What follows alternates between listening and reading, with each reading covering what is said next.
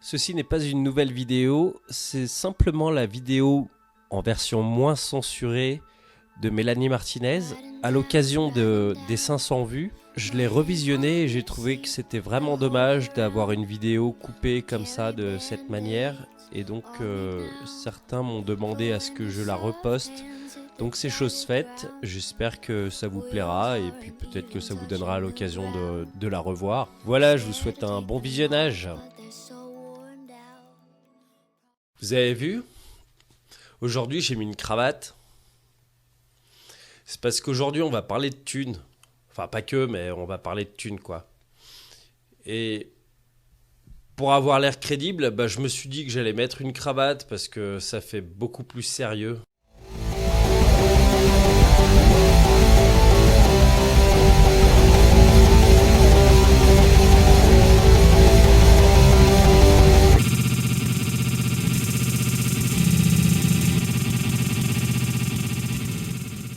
Salut tout le monde, c'est Max, j'espère que vous allez bien. Ou pas trop, j'en sais rien, parce que si vous êtes malade, peut-être que ça vous laissera du temps pour regarder la vidéo.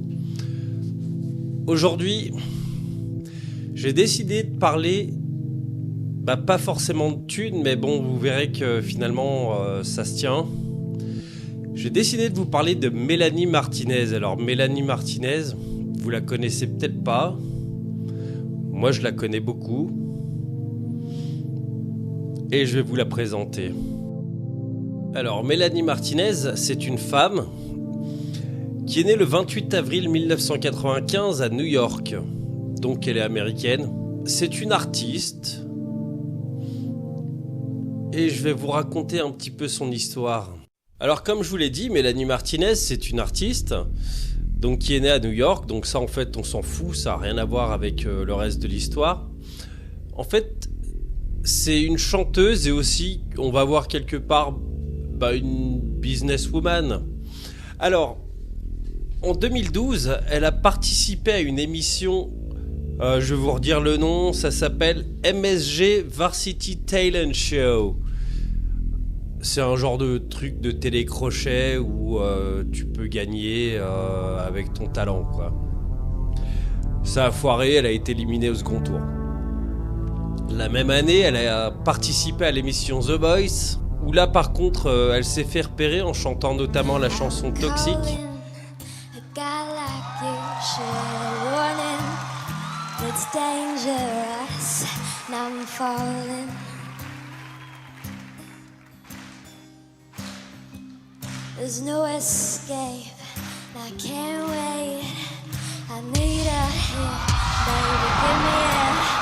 You're dangerous, now I'm loving you. See, I told you not to worry. Too high, can't come down. Losing my head, spinning around and round. Do you feel me now? Taste of the lips, I'm on the ride. You're toxic, I'm slipping under with the taste of your poison. Paradise, I'm addicted to you. Don't you know that you're toxic? Ain't I love what you do? Don't you know that you're toxic? Intoxicate me now with the loving now. Voilà, donc le jury s'est retourné, tout ça, donc ça a marché. Et du coup, elle a continuer l'aventure avec Adam Levine, qui est le chanteur de Maroon 5. C'est un groupe connu, Maroon 5, donc je vais pas vous expliquer. Voilà, donc suite à cette émission, donc ça a plutôt bien marché. Et du coup, elle a fini dans le top 6 de cette émission. Et ce qui a permis par la suite de lancer sa carrière musicale. Bon voilà, comme je vous l'ai expliqué, elle n'a pas gagné l'émission The Voice, mais comme tout le monde sait, de toute façon, quand on gagne ces émissions, on n'est jamais connu. Donc finalement, c'est pas plus mal pour elle qu'elle n'ait pas gagné. En tout cas, ça lui a permis de mettre le pied à l'étrier. Et en 2014, elle peut sortir son premier single qui s'appelle Dollhouse. Et par la suite, elle en fera un EP avec plusieurs morceaux. Et je crois qu'il y a 4 ou 5 morceaux dessus. Donc 2014, elle sort Dollhouse, qui sera un EP par la suite. Et en 2015, elle va pouvoir sortir son premier album qui s'appelle Cry Baby. Cry Baby, c'est un album concept qui raconte l'histoire d'une fille qui s'appelle Cry Baby. Dans cet album, ça raconte l'histoire d'une famille qui essaye de faire bonne figure. On voit l'histoire de cette famille à travers les yeux de Cry Baby et on voit que finalement c'est pas tout rose, c'est même plutôt pourri. Un père qui va tromper sa femme, la femme du coup qui est alcoolique pour oublier, le frère qui se drogue. Bah, c'est fantastique.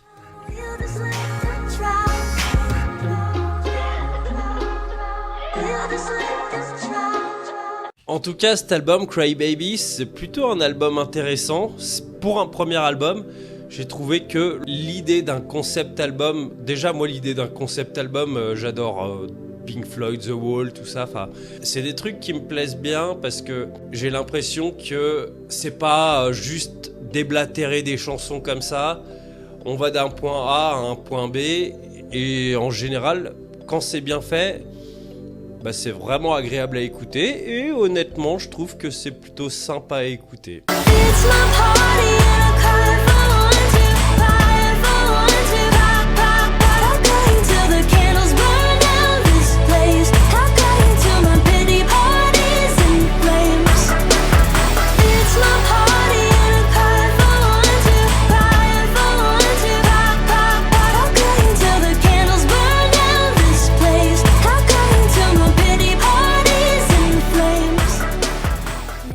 Bon, du coup, cet album a plutôt bien marché.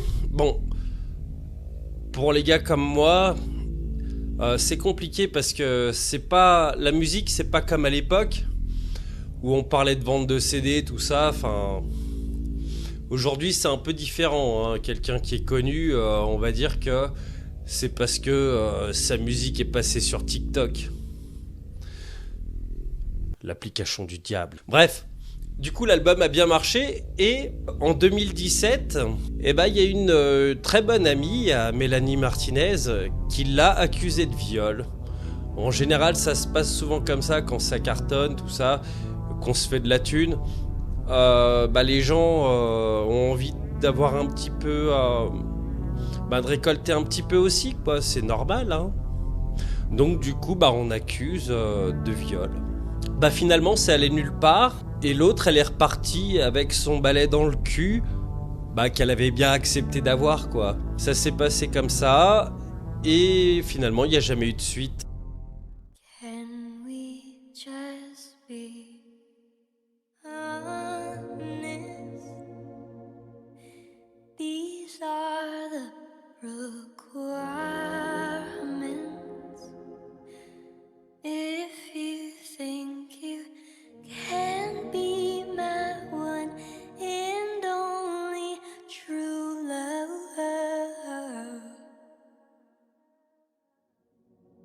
Il faudra attendre 2019 pour que Mélanie Martinez sorte un nouvel album.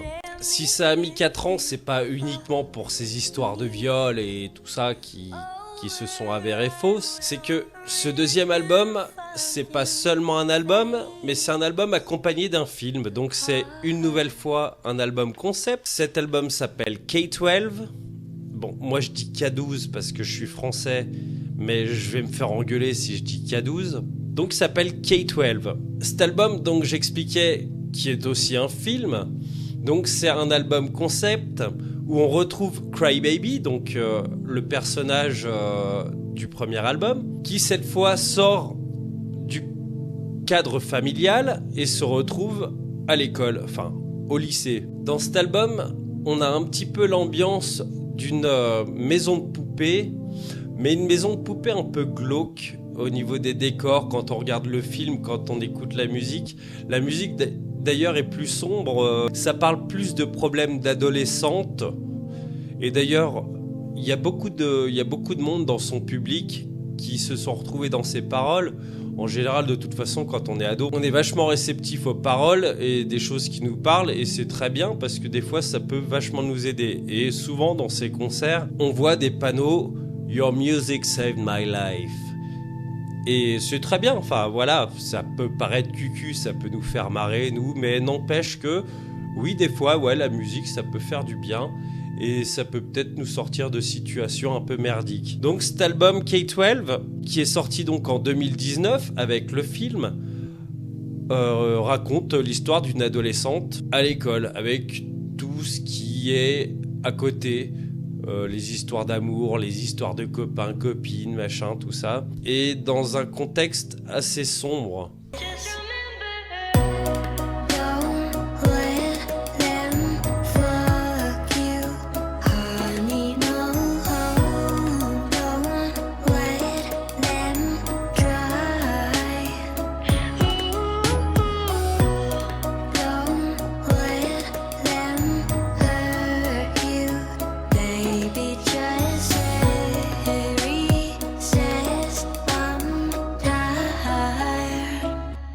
Et du coup, peu de temps après cet album, donc juste en 2020, elle a sorti en quelque sorte la suite sous forme d'EP qui s'appelle After School. D'ailleurs, je crois qu'il y a une édition de luxe où c'est l'album K-12 After School. Il y a toutes les chansons dans un seul opus. J'ai envie de dire, ça garde la même ambiance. Après ça, Mélanie Martinez... elle a pété un câble un peu parce qu'elle a voulu faire de la chirurgie esthétique. Et personnellement, je trouve que c'est pas réussi. Bon, effectivement, on a déjà l'exemple de Michael Jackson qui, lui, honnêtement, bah ça a été raté, quoi. Hein. Mais lui, bon, si on regarde sa tronche au début à Michael Jackson, qui était quand même plutôt beau gosse, hein, on va le dire, et à la fin... même post-mortem, parce que, enfin, bon, effectivement, on sent que là, c'est très laid. Même Mélanie Martinez, elle, par contre, bah, elle a voulu faire pire, quoi. Hein. Je vous laisse admirer.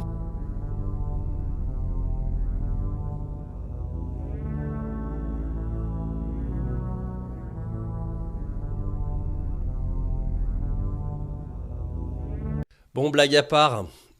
non, parce que c'était une blague, hein, pour ceux qui n'auraient pas compris. Hein, je suis pas tout le temps premier degré. En 2023, donc 3 ans après la sortie de l'EP After School, Mélanie Martinez sort l'album Portage. Dans cet album, on assiste à la mort de Cry Baby et à une résurrection.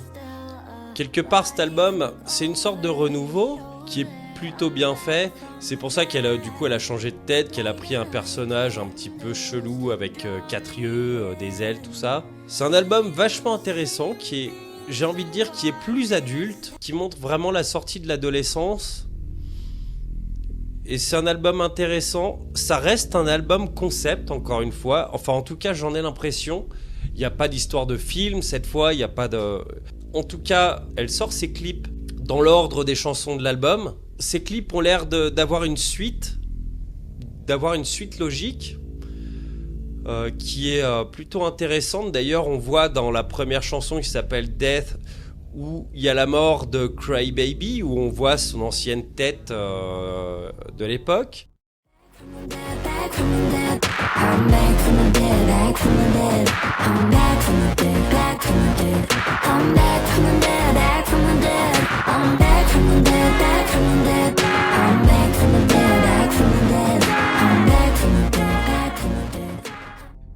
Et sa nouvelle tête est dans Void, qui est la deuxième chanson, où là vraiment c'est la fin totale de Cry Baby.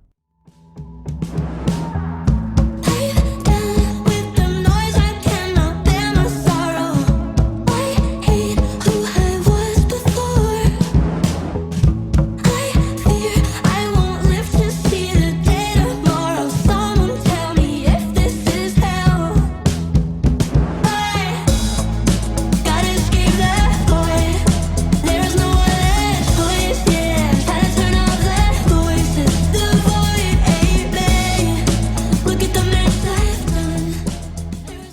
En tout cas, c'est un album qui est plutôt touchant, plus agressif, je trouve, que les précédents, qui a un côté plus rock aussi. Les anciens avaient un côté plus pop. Celui-là est plus rock et il est vraiment intéressant à écouter. Bon, je vous ai dit qu'on parlerait un petit peu de thunes. Donc effectivement, Mélanie Martinez, c'est pas non seulement de la musique, mais c'est aussi du merch. Et je suis allé faire un tour parce que du coup... Bon voilà, si je parle de ça, c'est parce que ma fille est fan et voilà, on a voulu aller la voir en concert. Je vais vous expliquer ça après. Et aussi, elle aime bien, elle a envie d'avoir un petit peu de goodies, comme on dit. Et je suis allé faire un petit peu le tour sur la boutique officielle. Alors des t-shirts à 40 balles, des sweats à 80 balles, des sacs à 70 balles. Elle a aussi sorti un parfum. Alors c'est un truc où il y a, je crois, 6 petits flacons de parfum, 300 balles. Ouais, donc du coup, elle s'y connaît quand même en business, hein. Et puis j'imagine que si c'est à ce prix-là, c'est que ça se vend. Un autre truc, voilà, donc je disais que on voulait aller la voir en concert, on était parti pour aller la voir à Milan. Bon, du coup, ça n'a pas pu se faire. Mais faut savoir que ces places de concert sont hyper chères. Il y avait des trucs à 300 balles, alors j'allais dire, éventuellement ce serait des artistes hyper connus, genre les Stones, AC/DC, Metallica. Bah non, en fait, même eux, de toute façon, un tarif pareil, c'est pas justifiable. Alors après, pourquoi des tarifs pareils ? Bah c'est simple, hein, il suffit de regarder. Qui est-ce qui produit les tournées ? C'est Live Nation. Bah c'est simple, Live Nation en fait c'est une boîte de prod qui s'occupe d'organiser les concerts de quasiment tous les plus grands artistes aujourd'hui. Bah du coup ils ont besoin de se faire une marge, hein, ils ont besoin de se faire de la thune. Résultat, les places de concert coûtent hyper cher. Ce que je trouve vraiment dommage, hein. Alors je voudrais parler un petit peu de ce qu'a Live Nation, parce que beaucoup pensent que c'est à cause de Live Nation que la musique va mourir. Et moi je suis pas spécialement d'accord. Je suis pas spécialement d'accord avec ça, parce que les gens ils payent bien le prix qu'ils ont envie de payer pour aller voir des concerts. Moi j'ai envie de dire, si je veux vendre ma caisse, si j'ai envie de la vendre 4000 balles et qu'il y a un abruti qui est prêt à m'en filer 8000, je vais pas lui dire non, écoute mon pote, j'ai pas envie de t'arnaquer, prends-la à 4000. Non, moi je vais prendre les 8000, hein. Honnêtement je vais prendre les 8000. Donc tous ceux qui critiquent Live Nation, alors effectivement, ouais, ça coûte cher. Et j'ai juste envie de vous dire, n'allez pas voir les concerts Live Nation. Moi j'avais envie d'aller voir Tool. Tool, ils tournent avec Live Nation maintenant. J'irai pas les voir. Metallica, ils se sont bien foutus de la gueule du monde aussi avec leur concert à 2 dates. Et c'était super d'ailleurs à Paris, où ils ont même pas été foutus de foutre les 2 dates le même jour les 2 jours d'affilée. Donc ça veut dire que le connard comme moi qui habite pas à côté de Paris, il devrait prendre un hôtel, une merde, un Airbnb ou je sais pas quoi. Alors déjà la place elle coûte 2 couilles et demi et 4 bras. Et en plus de ça il faut se loger et bouffer à Paris. Non mais c'est hors de prix. Et du coup, il y a les premiers qui se plaignent de tout ça, qui y vont quand même quoi. Et la plupart de ces gens-là, c'est des révolutionnaires, des ouais, nous, il faut changer le système, le capitalisme, gna gna gna. Ouais. Et en plus, t'es en train de râler de ça sur Facebook, Twitter, machin, enfin... Ouais, tu détestes le capitalisme, mais t'es à fond dedans et puis tu le nourris. Non, moi je suis pas comme ça. Et Live Nation, j'irai plus voir une seule date. Bon, je vais voir NoFX, je crois pas que ce soit Live Nation, mais bon, vu le tarif, j'en sais rien, hein. Bon, c'est un cadeau, hein, voilà. Je trouve ça facile de critiquer, mais c'est simple, enfin, je veux dire, on a quand même un pouvoir. Et si ça nous fait chier de voir des concerts à des tarifs pareils, eh ben on n'y va pas. On n'y va pas, et puis bah, peut-être que Live Nation va couler, peut-être que tous les artistes vont se dire bon bah il va falloir qu'on change de paradigme. C'est vrai que l'industrie de la musique a changé. Avant, les artistes se faisaient de la thune grâce aux ventes de disques. Aujourd'hui, ils en vendent plus. Bah peut-être qu'il faut, oui, en gagner en faisant des dates, en faisant des concerts. Après, est-ce que c'est justifié ? Bon, moi je pense que les prix augmentent, d'accord, oui, ça s'explique. Mais là, ça devient inabordable. Et j'ai toujours trouvé que j'ai toujours pensé que la musique devait être accessible à tout le monde. D'ailleurs, ça me fait penser à une phrase qu'avait dit Billy Corgan, le chanteur de Smashing Pumpkins, pour son dernier album. Il l'avait foutu gratos sur le net. Et il avait dit, bah servez-vous, ma musique elle est gratuite. Ouais, bon, en même temps, le gars, il avait plus de problème de thunes, je veux dire, avec toute la thune qui s'était faite avec Smashing Pumpkins. Ça laisse à réfléchir à tout ça. Si vous détestez Live Nation, allez pas à leur concert. Moi, j'y vais pas. Et pourtant, je suis le dernier des communistes. J'ai horreur de ça, d'ailleurs. Et non, on a des moyens de se battre contre les dérives de tous ces trucs-là. Enfin, n'y allez pas. Sauf, voilà, peut-être éventuellement faire plaisir à vos gosses, mais j'ai pas l'impression qu'aller voir AC/DC, Metallica ou les Rolling Stones ou machin, j'ai pas l'impression que ce soit vos gosses qui ont envie d'y aller. Donc arrêtez de nourrir ces boîtes de prod qui s'en foutent plein les poches, et les artistes aussi qui s'en foutent plein les poches d'ailleurs, parce que la plupart qui tournent avec Live Nation, c'est pas le petit groupe du coin, c'est que des gros groupes ou que des gros artistes. Taylor Swift par exemple, qui fait sa grosse tournée, je crois que c'est l'artiste la plus en vogue en ce moment, bah c'est Live Nation. Donc bah si vous avez envie de cautionner ça, vous le cautionnez, mais en tout cas vous fermez votre gueule après quoi. Vous allez pas vous plaindre de Live Nation et machin. Non, c'est vous qui leur filez votre thune. Donc arrêtez. Voilà. Il reste des scènes, sinon il reste des scènes indépendantes avec des petites salles de concert qui se battent pour la musique. Allez plutôt les soutenir eux. Moi, c'est ce que j'essaye de faire du mieux que je peux. Voilà, j'espère que la vidéo vous aura plu. J'ai pris un prétexte un petit peu de parler de Mélanie Martinez pour aussi parler d'un sujet qui me touche, donc la musique, et de toutes les dérives qu'il y a à côté de ça, notamment au niveau de la thune, mais ça a toujours été le cas. Seulement, aujourd'hui, on en fait d'une façon différente. Mais en même temps, je trouve que c'est une artiste vachement intéressante et ça permet de parler d'autre chose que du rock. Bien qu'il y ait un côté rock quand même là-dedans. Et je pense que c'est important de réfléchir à toutes ces facettes-là. On a la critique facile pour plein de choses. Seulement, j'ai l'impression qu'on se remet pas tellement en question. C'est toujours les autres qui doivent se remettre en question. On a quand même un pouvoir. On a le pouvoir de changer les choses. Et personnellement, moi je trouve que c'est énorme.